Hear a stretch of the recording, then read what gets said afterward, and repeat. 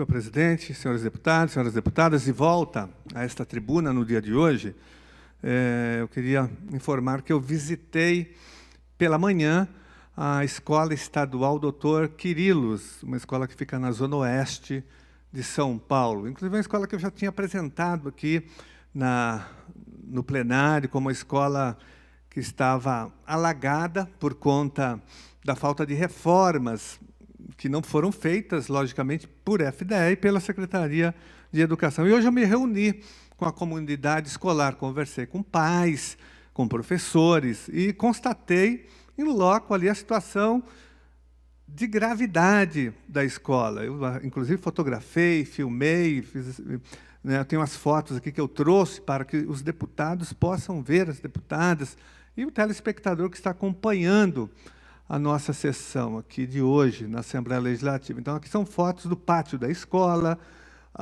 o laboratório de ciências está desativado porque ele está inundado, a biblioteca foi desativada também porque foi inundada, existem salas de aulas desativadas na Escola Estadual Dr.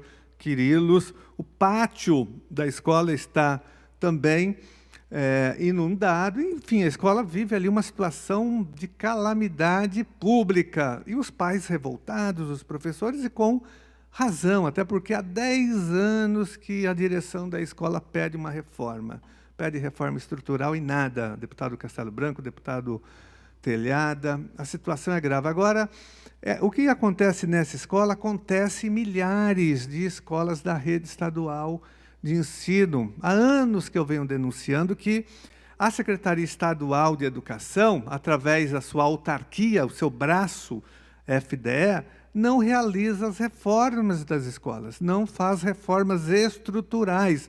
Então, quando nós temos um episódio de chuvas intensas em São Paulo, não só na capital e na Grande São Paulo, mas em todo o estado, aí essa fragilidade e esse descaso e essa omissão da Secretaria da Educação e de FDE aparece. Então, começa a aparecer. Não é que está chovendo porque está chovendo muito, e vai chover muito mais, né, com o desequilíbrio ambiental, com aquecimento global, vai chover mais, a gente vai ter muitos problemas, né, no mundo, em São Paulo, em todos os lugares, com a questão das chuvas.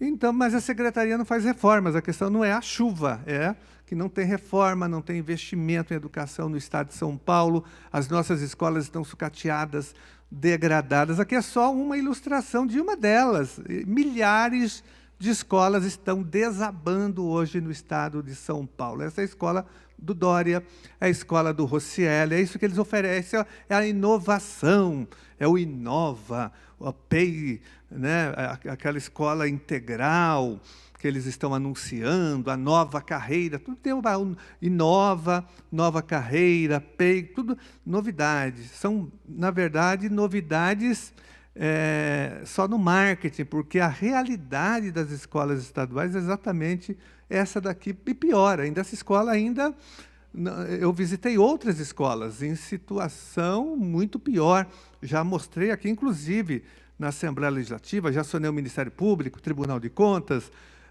para que providências sejam tomadas. Mas essa escola, ela representa o retrato da rede estadual de ensino, o retrato do descaso, da leviandade e da irresponsabilidade do governo Dória, do governo do PSDB, da Secretaria Estadual de Educação, de FDE, desse secretário Rocieli Soares, que a rede já chama ele de Rocieli Weintraub, porque ele está destruindo a educação, né? Um marqueteiro, fica fazendo marketing, Inova, nova carreira, PEI, né? E olha só a situação da rede estadual de ensino. Eu conversei com os professores, não tem material, não tem internet nas escolas, não tem nada, né? As escolas estão na idade da pedra ainda, não tem estrutura nenhuma, então não tem como inovar, não tem como melhorar nessas condições. Então, eu quero, da tribuna, senhor presidente, fazer uma exigência aqui agora, que a FDE faça a reforma estrutural da escola estadual Dr. Quirilos. Faço daqui, da tribuna, essa exigência, que a FDE tome as providências para que a escola não passe mais por essa situação. Não só a doutor Quirilos, mas todas as escolas. Não é possível que não haja um planejamento, não haja um mapeamento com tantos técnicos, tantos tecnocratas, burocratas na Secretaria da Educação, tantos cargos lá dentro. Não é possível, engenheiros, que não haja um plano de ação, que não haja prevenção, que não haja um planejamento para as reformas das escolas estaduais. Não é possível, são mais de 90 diretorias de ensino, com técnicos.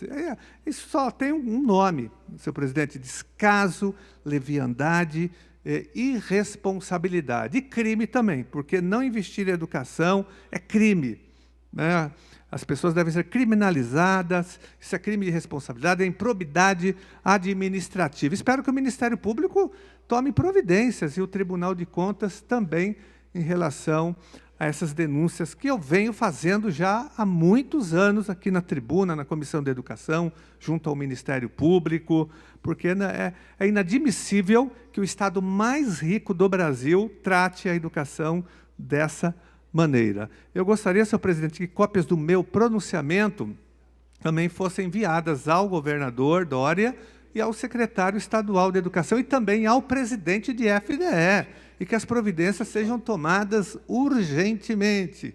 Reforma estrutural da escola Dr. Quirilos, Zona Oeste, de todas as escolas da rede estadual que estão sucateadas, degradadas e abandonadas pelo governo estadual. Muito obrigado, senhor presidente.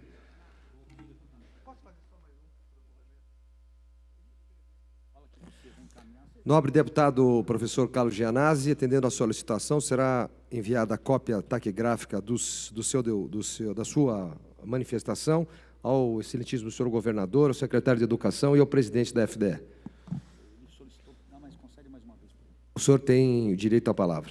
Senhor presidente, eu queria, na minha última intervenção de hoje, dizer duas coisas. A primeira, reafirmar a nossa disposição de luta contra a reforma da Previdência, a farsa da reforma da Previdência, né, que será votada no próximo dia 3, na terça-feira, às 19 horas. Nós estamos mobilizando todos os servidores do Estado de São Paulo, da educação, da segurança pública, do sistema prisional, da saúde, do Tribunal de Justiça, do Ministério Público, da Defensoria Pública, do Tribunal de Contas, de todas as secretarias, para que haja uma grande manifestação no dia 3 aqui na Assembleia Legislativa. Nós vamos fazer o Ocupa a Lesp. A Lesp será ocupada pelos servidores públicos do Estado de São Paulo, para convencer os deputados a votar contra essa perversidade, essa farsa da reforma da Previdência, que, na verdade, vai prejudicar, vai impedir, vai dificultar ainda mais o acesso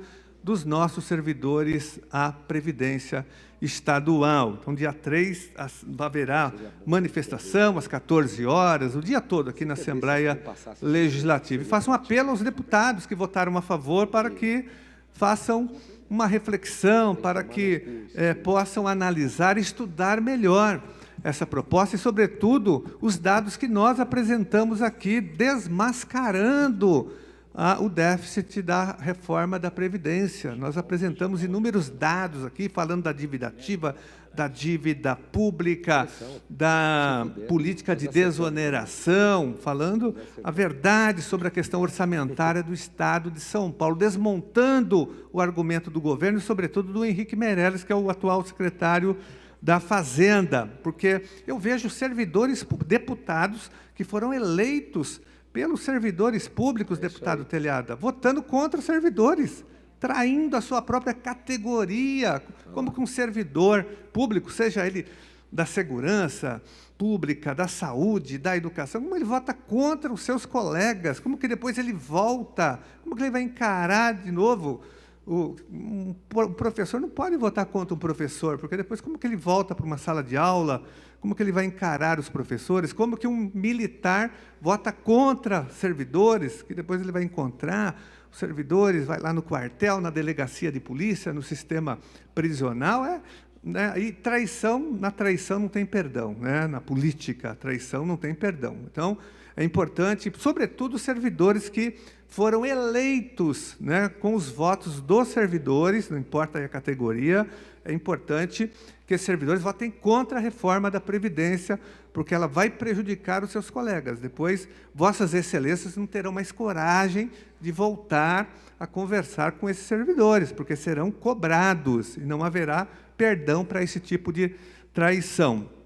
Também, senhor presidente, então, dia 3, às 14 horas, nós estaremos mobilizados aqui na Assembleia Legislativa, né, com milhares e milhares de servidores de todas as secretarias, escreventes, oficiais de justiça, técnicos do Ministério Público, professores, professoras, quadro do apoio escolar, sistema prisional, Polícia Civil, todos estarão aqui para conversar com os deputados da base e aqueles que votaram a favor. Nós queremos convencer no argumento que esse projeto ele é perverso. E também, para encerrar a minha intervenção de hoje, senhores deputados, eu aqui queria repercutir o editorial de hoje da Folha de São Paulo, que eu concordo imensamente. Eu tenho muitas críticas à Folha de São Paulo, muitas críticas, mas esse editorial aqui, ele reflete a atual situação do Brasil em relação ao que aconteceu agora na terça-feira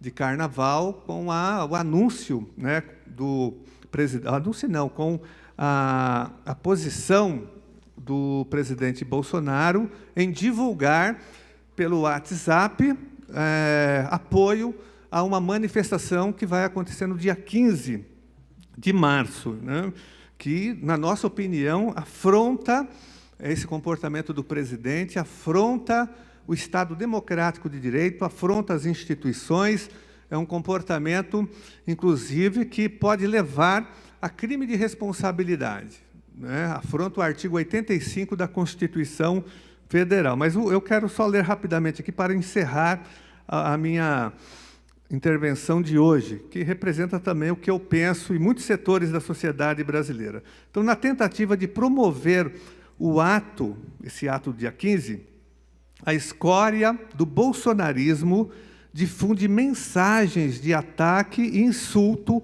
ao Congresso Nacional e de exaltação a oficiais militares, um apelo à sua intervenção, ou seja, de defesa da ditadura militar, de golpe, de intervenção militar. Trata-se de golpismo de extrema-direita, francamente minoritário no Brasil.